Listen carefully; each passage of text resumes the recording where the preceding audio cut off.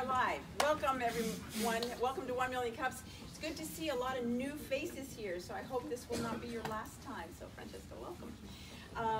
We've got an interesting program this morning, learn about, and we're going to educate you on some new programs in the area to make sure you are aware of the resources at all of our collective disposal. Before we do that, we want to give a hearty thank you to our sponsors. The Frontier, obviously, for providing the space in which we all enjoy for free, the co-working space and the meeting spaces that you guys know about. If you don't and you're new, please make sure you are aware that the meeting spaces downstairs are for everyone's use for free. All you have to do is go online and book them. Our coffee, Muddy Dog, I don't know where Jim is, but our coffee is Muddy Dog, and also thanks to NC Idea for paying for the coffee. So everybody give a double shout out to John. Thank him for our coffee. Thank you. Very important part. Yeah. And Family Financial Legacy, Josh, one of our new organizers and a sponsor, unfortunately just got out of surgery, so he's laid up and hopefully maybe watching us this morning as he's recovering, but he'll be back in a couple of weeks. So thank you again to all of our sponsors. With that, we're going to bring John Austin up with NC Idea. He's going to tell us about a new microloan program that they are launching, as well as some new programs over the summer. I presume you're going to mention. I guess I could. How about you can mention that too? Sure. All right, I'll mention those. Welcome back. Well, thanks for coming out. I'm John Austin. I'm a director at NC Idea. Most of my time is spent running a program we've got called NC Idea Labs, and this is going to be a problem because I walk around a lot and I got to stay between that light and that sign. Okay, good. All right, but I'm going to spend most of my time talking about the microgrant program, and actually I'm going to spend most of my time answering questions you might have about us. So how many of you have heard of NC Idea before you just heard we bought coffee? Great, the word's getting out. We are a private, nonprofit foundation whose mission is to grow the North Carolina economy by helping startups. Even though NC is in the name, we're not a state agency. We don't get any funding from the state, which is great. We just do what we do, which is help startups. Historically, our sweet spot has been software, hardware, technology startups. And over the last couple of years, we've really been trying to broaden that focus. Consumer packaged goods companies, probably not too much into the biotech space because that's still the purview of the Biotech Center. But more and more we're looking at trying to broaden our reach. Because of that hardware and software focus, historically many of our grant winners, many of the people that have participated in the program have been from the Triangle. And so that's the other thing we've been trying to do is reach out and do a lot more in other parts of the state. So just briefly, we've got programs for organizations like 1 Million Cups where we make grants to organizations that help startups. You're here to hear about programs we have for entrepreneurs. Today we have 3 of those. This Labs program, which is what I spend most of my time doing. So if you have an idea, if you're able to come to Durham for 3 solid months and invest full time in that program, it's an accelerator-like program where we put in front of you mentors, advisors, and help for 3 months, and hopefully that will accelerate the development of your program. Unlike a regular accelerator, we don't make an investment, we don't take an equity stake, but we do offer it for free if you're selected, so that's a good thing. Then we've got this seed grant program, where we make grants of up to $50,000 to startups who are further along. Typically, these startups have maybe a customer, they've at least got a little bit of product there that they can be testing things out on users, and we run that program every 6 months. In fact, Friday is the final selection where we take our 12 finalists down to 5 or 6 grant winners. And then if your company is even further along, we have a program called SOAR for female founders who are looking to raise a significant amount of money, and a LEAD program, which is basically leadership, team building, targeted at founders who have never led an organization, but now find themselves having raised some money. They're trying to grow their organization from 3 founders to 20 people in the next 6 months and help them out there.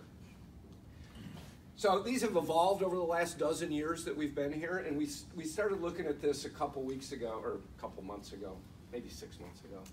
And we've sort of siloed our stuff into programs that you have to be at a certain stage to take advantage of what we have.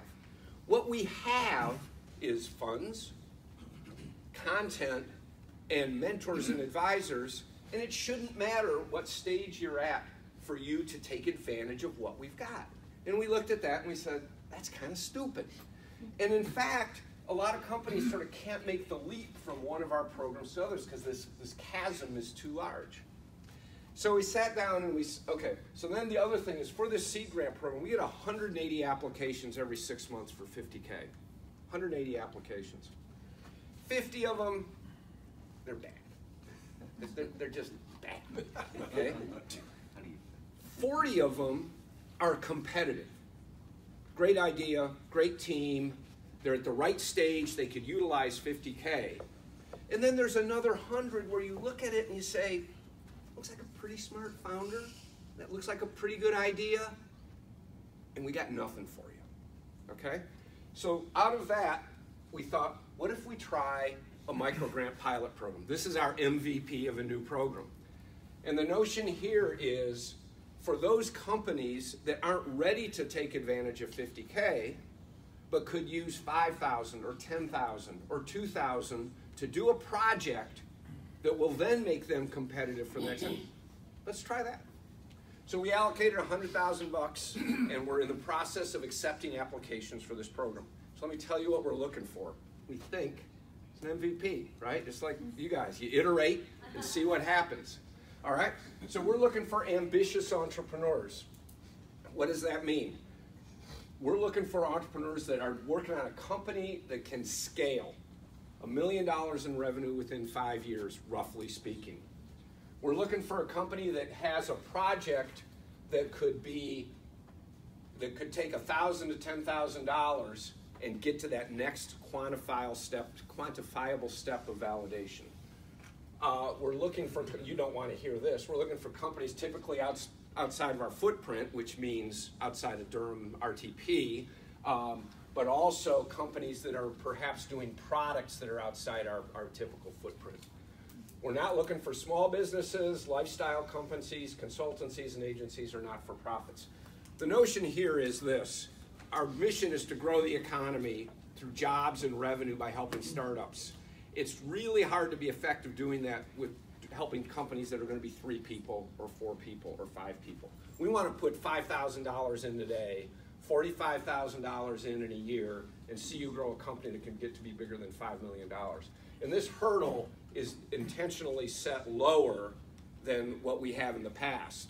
So instead of us trying to start up 20 companies that can be $100 million and have 1,000 employees each, I don't know if that math would work out or not, what if we tried to help 200 companies who might have 50 employees who might be $5 million? So that's our experiment with this pilot program. And so what might funds be used for? This is not a list that you have to fit into. These are some suggestions. Customer discovery, marketing. Okay, we need to go to a conference to go do 50 customer interviews and understand if these our supposed customers have the problem that we think they have. Maybe you've already got something. You need to see if I could get 100 customers using my product. Maybe you need a little bit of money to build a physical prototype. Okay. Maybe you could see that an SBIR grant is your next step and you need some help writing an SBIR grant.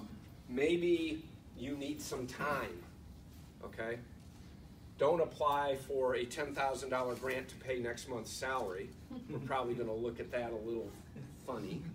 But, maybe what you need is a little time, okay? And we're gonna be measuring impact. So in addition to the funds, like with all of our programs, you get access to our mentors, advisors. We've got some service providers that provide discounts and we know are very startup friendly. Mentoring advice specific to your company, just general content and assistance. And we do have some space up in our office, as long as you're not fighting for more than the dozen seats that are there. That might be an option too.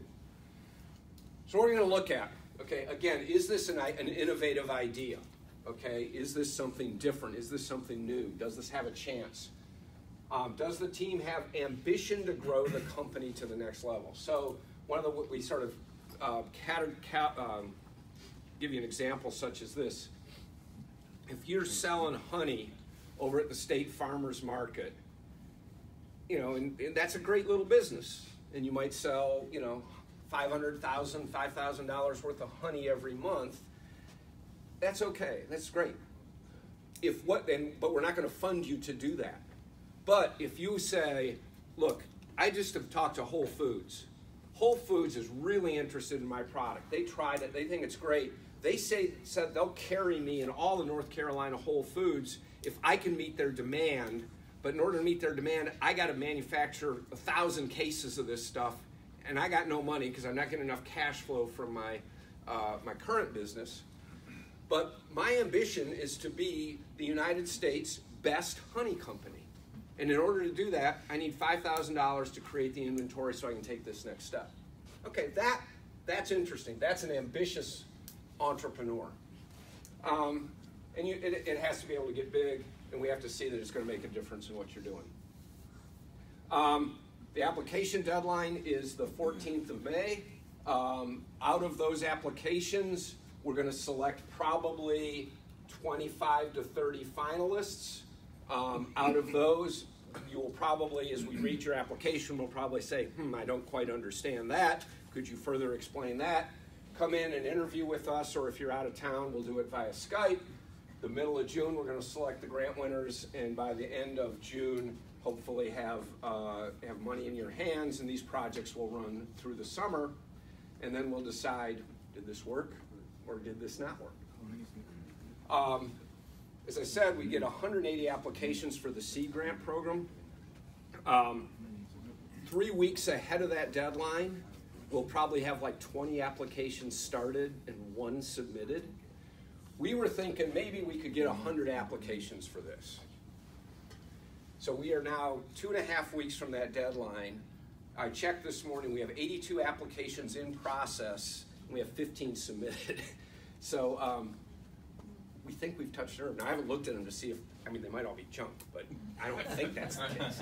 I haven't looked at them yet. So anyway, I'm going to just stop there, answer questions. That's our website. If I don't answer your question today, you can send email to this address, and Lauren McCullough will answer your question. Mr. Roberts. One of my favorite things about NC Idea is all the venture capitalists and angel investors that these guys want to meet are actually your judges for NC Idea. So can you talk about how NC Idea really validates the entrepreneurs before they meet the investors, and that's a very important role. Yeah, I think, yes. I think sort of getting, particularly with our seed grant program, which we've had in the past, sort of being a semifinalist, being a finalist, winning a grant, that's sort of a good housekeeping seal of approval for those of you that are old enough to remember that. And that, our connections with investors both validates just the fact that you won. This is a serious review process. Investors look at that and say, there must be something there, because a lot of people have looked at this. For our seed grant application, the process is your pre-proposal is read by 3 people. Those that advance to the next round, that's read by 7. Those that advance to the finals, that's reviewed by over 20 people. So it's a very broad set of the community that has looked at you. It's our staff, our MBA interns, and then a bunch of volunteers like Jim, for example, that do the review. Local investors, entrepreneurs that are further along in the journey than you are. It is true that for these grants, that pool of reviewers is going to be smaller just by its very nature. The amounts of money we're giving are smaller. We don't want to spend a huge amount of time reviewing those. Yeah, anybody else? Yeah. Quick question, John. My wife and I were on the site trying to finish the application. We got to a certain point. I think it was the specific information you're supposed to fill in, and we got a notice, a banner saying, be careful that you may have a problem getting the information in there. Copy and paste. Go talk to programs. Will do. Yeah, I don't know if That's- I don't know if I can debug the application in front of That's 50 good. people. Thank you. Yes, sir. From what I hear, looks like your program is for startups, people looking for funding, and somebody who's looking for aggressive growth. Other than the third factor, I don't qualify for either of those. I have a mature company, 10-year-old. I'm not looking for funding at all. But what I'm looking for is structured mentorship to take my company to the next level. Mm-hmm. Is that something that NCIDEA offers, and how do I approach it? Okay, so today, the path into that mentorship is through one of our 4 programs.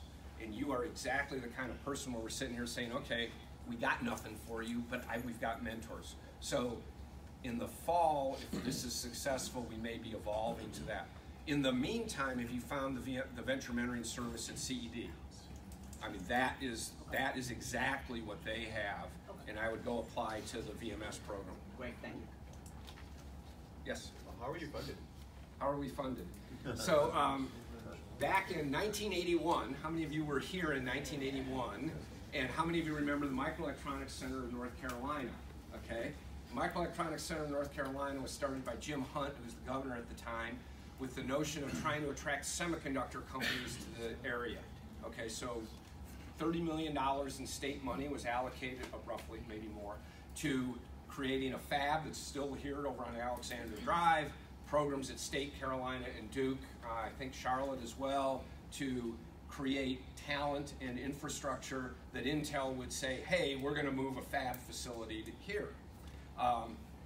And so this went on for 4 or 5 years. Turned out it didn't work. I don't even know if we build chips in this country anymore, so there were other factors involved. And the Microelectronics Center became its own nonprofit, kind of like RTI, so it got by on contracts, government funding, and out of that created their own intellectual property, spun off 5 companies, one of which was acquired at about the height of the internet bubble by JDS Uniphase. That company was called Kronos. And so money comes back into this nonprofit, and there's no shareholders to distribute it to. So what do you do with it? So Dave Rizzo is the CEO of MCNC at the time, and a couple things were done. One part of the money went to fund an entity that is still today MCNC, and it's dropping high-speed fiber all over the state, which in 2018 isn't all that interesting, but in 2008 it was really interesting. You could be going to high school down in Elizabeth City and you'd have high-speed bandwidth in your place, but they're still building a high-speed research backbone. The other part went into the entity that eventually became NCIDEA. So there was a connection to the state way back in the past, which is why our mission is to the citizens of the state of North Carolina, even though we're not a state agency. And it revolves around startups because that is where the money came from. Sorry, I didn't mean to take the toll. And so here's my favorite little irony in this whole twist. In 1981, I'm looking to go to grad school somewhere. And I applied to Carolina, Duke, and Georgia Tech. And I won a fellowship at UNC that was the MCNC fellowship. So what moved me to Chapel Hill was the Microelectronics Center of North Carolina, and 35 years later, that money's paying my salary. Okay, real questions now. You don't want to hear about my story, you want to hear about micrograds. Yes, sir? Would your grants be good for something that is not money-making, but say a nonprofit that could do good for the state? Not for nonprofits. Explicitly, we are not doing this for nonprofits. Not to say that that's not a good thing. This is not for nonprofits. Yes, sir? So the mentoring program, all the things you've got going on, what's your success rate for folks that you've kind of taken and gotten, and how many has been going on for years have hit that next level and reached 5 million? Yeah, I took that slide out. I should have left it in. So we have made 100 and some of these $50,000 grants. We've had 150 companies come through labs. The fundraising that those companies have achieved is north of $100 million. There's been a couple small exits. Some of the companies that are alumni are Transloc, which just got acquired by Ford in the last year. Spoonflower, they've not been acquired, but they're doing really well. Automated Insights is a former grant winner. iScribes is a former labs program. They just got got acquired. Mati Energy is another one of our companies. On our website, you can find the raw data. Yes? So earlier on, you said that you weren't really focusing on biotech because of the work that the NC Biotech Center does, but I noticed that it wasn't explicitly listed in your things that you weren't looking at. So are you going to be considering biotech? Right, right. And the challenge there is what's the pathway for that biotech company? If it's a cancer drug that's going to take 9 years and $90 million, that's great. And you're going to have a hard time convincing me that $8,000 is going to move the needle for you. Okay. Now, if it's a healthcare IT company that's doing software development and it doesn't need to do Regulation 4632.3, the stuff that I don't understand, and then there is a shorter pathway to funding. Then that's so it's not excluded. It's just going to have a tougher time convincing us of the impact. Yeah. You say reaching out beyond the Triangle area. Have you done anything or worked in conjunction with the Charlotte Joel's program? We know about them. That is not one of the organizations that we funded in Charlotte. We've working with Venture Prize over there, and Innovate Charlotte, I think, is the name of the organization.